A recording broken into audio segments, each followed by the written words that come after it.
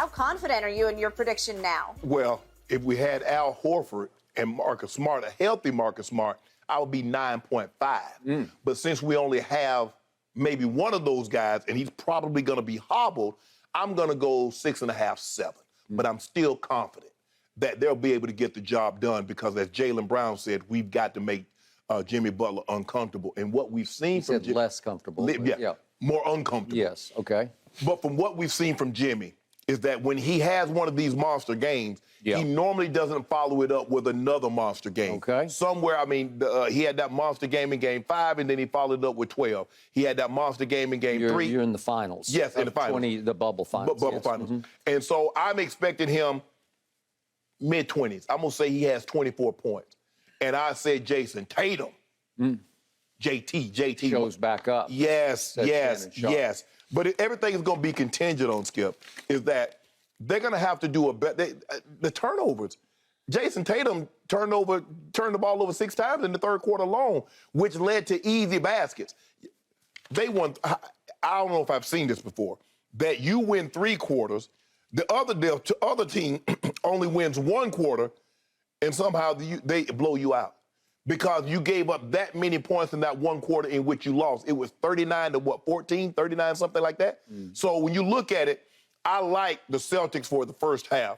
And then they just got reckless with the basketball in Miami, which is a good team, took advantage of it. They made them uncomfortable. They're a very good defensive team. You see the physicality in which they play with. The Celtics will meet that physicality. Udoka, let them know. You see how they play it? I expect nothing less from you guys. As a matter of fact, I was. You just went up. I talked myself into a 7. I talked myself into a 7.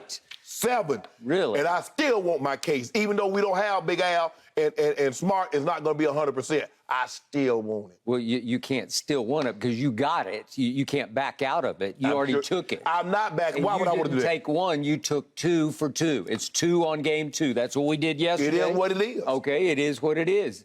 Do you want to back out? Do you want me to let you out? No, I do not want you to let me out. I want Jayson Tatum to break out. Okay, well, he better. I'm thinking 40. I would like Jimmy Butler. I know he watches the show. I would like him to understand that the Hall of Famer, football Hall of Famer, Shannon Sharpe, just called you out, Mr. Butler, because the Butler's about to do it again tonight. Mr. Butler, he just called you out and said, you cannot follow a great game up with another good game. You just said, no, he roller coaster ride. Right, he does. Okay? I mean, That's what history says. Yeah. But history is history this year. It's ancient history. Okay. Yeah, this is different. This is different Miami. I told you they're the best team in the regular season in the Eastern Conference, and they're about to be the best team in the postseason in the Eastern Conference. And I told you going into these playoffs that Jimmy Butler was the best player left in the playoffs. You said, no, it's Luka. I said, no. Actually, I got Jimmy ranked behind JT, and he's going to show you tonight. Well, he better, because in the second half in Game 1, these numbers right? Jayson Tatum, what a second half. He was 1 of 7. He was 1 of 5 from 3. He scored a grand total of 8 points, and he had 6 turnovers in the third quarter. In the third quarter, he had 6 turnovers? But he played really well. Superstar? But he played really well. All I heard early in the game, best player on the floor is Jayson Tatum. And I'm saying, who said that? No. Who said that? I'm not going to say who said that. I don't want to call anybody out, but that's what I kept hearing. Because it was the truth. Was it? It's the truth. Yeah, well, it could have come out of your mouth. Well, I tell you what, since you over there talking, you talking real big. You got a victory under your belt. I got Jimmy and you don't. I bet Tatum's stats will be better than Jimmy's tonight. Okay, well, I think we're going to do a whole topic on that. I don't want that bet because I don't care about that bet. As Jimmy Butler always says, all that matters is what's on the end of the scoreboard. What's the last number on the scoreboard? He doesn't care how it happens. He doesn't have to get his numbers. He will make it happen however it has to happen. Jayson Tatum, the end of the scoreboard, the Celtics are going to win. Really? Yeah. Okay. And Tatum's going to... You want to go up to 3 cases? No, I'm good with 2. 2? But I would like a case on Tatum outplaying Jimmy Butler. No, I don't want, because he'll shoot the most shots by far. Jimmy might not shoot the most shots because I have a feeling... Because Marcus Smart going to D him up. Really? That's why he won't be shooting those shots. Well, they will probably focus on him. They might put 2 players on him, which is why tonight the hero of the game will be named Tyler Herro. Tyler Herro had a very good first half and maybe kept them afloat the other night. He did. But then in the second half, all he did was make 3 free throws off 1 foul on a 3-point shot. And would you believe those 3 free throws put them up 20 points? That made the score 96-76 with 10:45 left in the fourth. This is why the stat you just threw across the table is the all-time most misleading stat I've ever heard in a playoff game. It's that Boston won 3 of the 4 quarters. 3 of the 4 quarters. Think about this. Yeah, they did. But would you believe that Boston was up with 5:37 left in the second quarter? They were up 47-34. They were up 13 points. Yes. And all of a sudden, would you believe that Miami went on a 62-29 run that doesn't show in the quarter scores exactly, even though it was 39-14 in the third quarter. But the problem is Boston came on so strongly at the end of the fourth quarter and almost made it a game, thanks to Jaylen Brown and to a certain degree Peyton Pritchard, not because of Jayson Tatum. But it was still a 62-29 run. That's indicative of the strength of these teams. Miami is just better than Boston.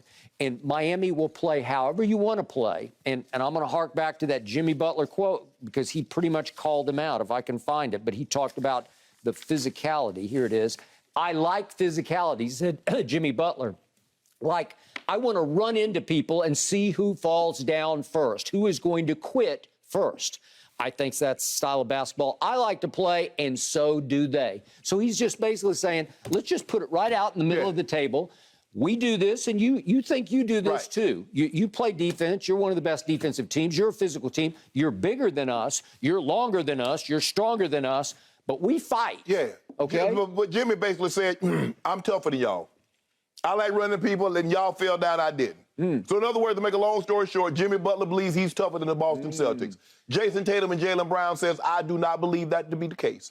And we will see tonight. And to make a long story even shorter, Shannon Sharpe says Jimmy Butler can't live up because he roller coasters. And I do not believe Jimmy Butler is going to put together a performance like he had tonight, like he had on Monday night. No, I do not believe that. Really? No, I sure don't. So the Celtics are now 4-point favorites. I'm sorry, the Heat are 4-point favorites at home. So they were 5. They were 5 the other night. No. Scare you? No. No, they weren't 5. They were like 2.5. Well, give me they got bet down to 1.5. Well, give me the points. I'm not going to give you any points. I just want to drive home the point that you're bumping your gums over there about it. You're all the way up to an 8. But you're also a 4-point dog. I'm a 7. I would be a 9 if we had Al Horford and a healthy Marcus Smart. We'd have won the first game. Well, you'd have been down 0-1. Maybe Al should wear a mask, right? I don't know.